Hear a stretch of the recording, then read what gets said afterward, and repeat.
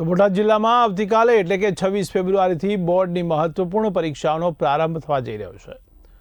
તો ગુજરાત માધ્યમિક અને ઉચ્ચતર માધ્યમિક શિક્ષણ બોર્ડ દ્વારા લેવામાં આવતી ધોરણ 10 અને 12ની પરીક્ષાઓને લઈને જિલ્લા શિક્ષણ વિભાગ અને વહીવટીતંત્ર સંપૂર્ણ સજ્જ બન્યું છે। તો જિલ્લાના ગઢડા, બોટાદ, રાણપુર અને બરવાળા તાલુકાઓમાં મળી કુલ 58 પરીક્ષા કેન્દ્રો તૈયાર કરવામાં આવે છે। તમામ પરીક્ષા કેન્દ્રો સીસીટીવી કેમેરાથી સજ્જ કરવામાં આવે છે, તેમજ દરેક કેન્દ્ર ઉપર ચુસ્ત પોલીસ બંદોબસ્ત પણ ગોઠવવામાં આવ્યો છે, જેથી પરીક્ષા શાંતિપૂર્ણ અને પારદર્શક રીતે યોજાઈ શકે। આંકડાઓની વાત કરીએ તો જિલ્લામાં ધોરણ 10માં કુલ 10,082 વિદ્યાર્થીઓ પરીક્ષા આપશે, જ્યારે ધોરણ 12 સામાન્ય પ્રવાહમાં 5,542 અને વિજ્ઞાન પ્રવાહમાં 930 વિદ્યાર્થીઓ પરીક્ષામાં બેસશે।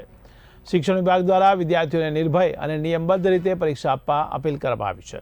આ સાથે જ વાલીઓને પણ સહકાર આપવા વિનંતી કરવામાં આવી છે। તો બોટાદ જિલ્લા શિક્ષણ અધિકારી ડોક્ટર ભરતસિંહ વઢેરે માહિતી આપી હતી।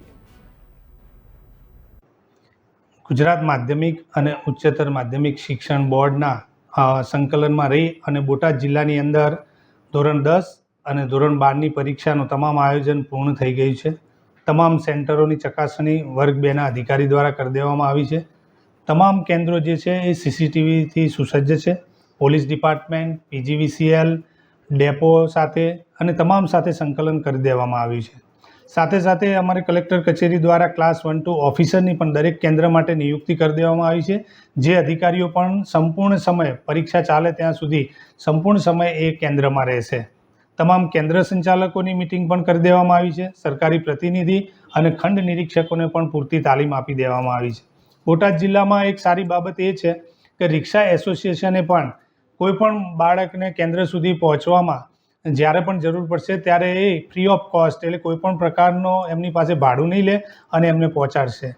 સેમ સિટી બસના જે સંચાલકો છે એમણે પણ આ નિર્ણય લીધો છે, એટલે આ તબક્કે હું એ બંને એસોસિએશનનો સરકાર વતી અને વહીવટીતંત્ર વતી આભાર વ્યક્ત કરું છું। આમ સમગ્ર જિલ્લાની અંદર ધોરણ 10 અને 12 એના બાળકો તંદુરસ્ત વાતાવરણમાં અને ખૂબ સારી રીતે પરીક્ષા આપે એ પ્રકારનું આયોજન થઈ ગયું છે અને કોઈપણ પ્રકારના ગભરાટ વગર બાળકો ખૂબ સારી રીતે પરીક્ષા આપશે એનો અમને વિશ્વાસ છે। અને આ તબક્કે તમામ વિદ્યાર્થીઓને જિલ્લા વહીવટીતંત્ર અને શિક્ષણ તંત્ર વતીથી ખૂબ ખૂબ શુભેચ્છાઓ પાઠવીએ છીએ અને ખૂબ શાંતિથી પરીક્ષા આપે એવી આપ સૌને વિનંતી અને શુભેચ્છાઓ આપું છું।